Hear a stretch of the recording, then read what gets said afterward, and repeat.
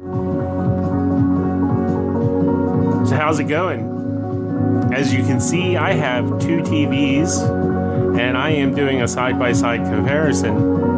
The top TV is a Hisense that I bought back in 2011. It is a 55-inch, 120 hertz, 1080p TV. The bottom is the new one that I just got. It is a TCL 65-inch, 4K with Roku built into it. And as you can see, I am playing a 4K video. Both of them look fairly nice. But what you probably can't see is the top TV in some situations has a slight blur to different objects. And the bottom TV doesn't have that. And that's what I was kind of hoping for.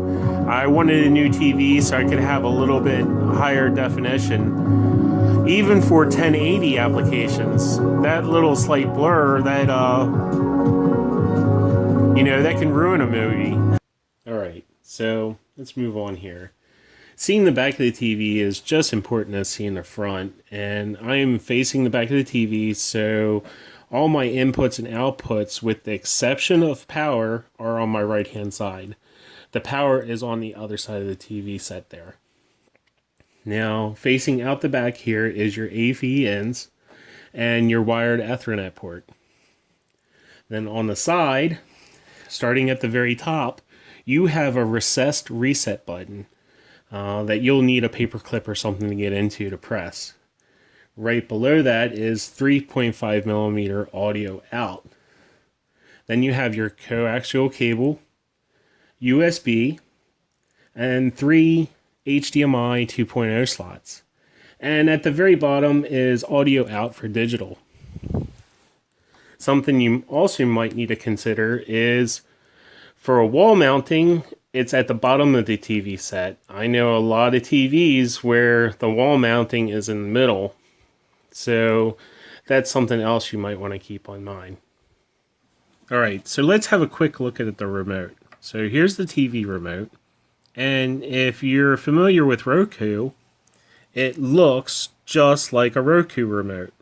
Now this is a remote for 4K Roku, so it has the built-in microphone, whereas the TV does not have that option or feature. But what it does have, it has a mute button here on the side, whereas the Roku does not have that feature. So, am I bothered by the fact that I don't have all these buttons anymore? Not really. I don't think I ever used all these buttons. Honestly, I ended up just thumbing through channels like I normally would. And what's really nice is I can just hit the home screen now. I don't have to worry about going down here and clicking HDMI, VGA, sound, picture, all that. All I have to do is hit the home button and it brings up HDMI. It brings up my AV control. It brings up my settings. Everything's built into this very simplistic remote. And it works quite well. So as you can see, we have the TV fixated on the wall now. And let me go over some features that we really like about the TV.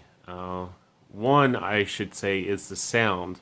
When it was on its stand, it didn't sound very good at all. But now that it's fixated to the wall, it actually sounds a lot better.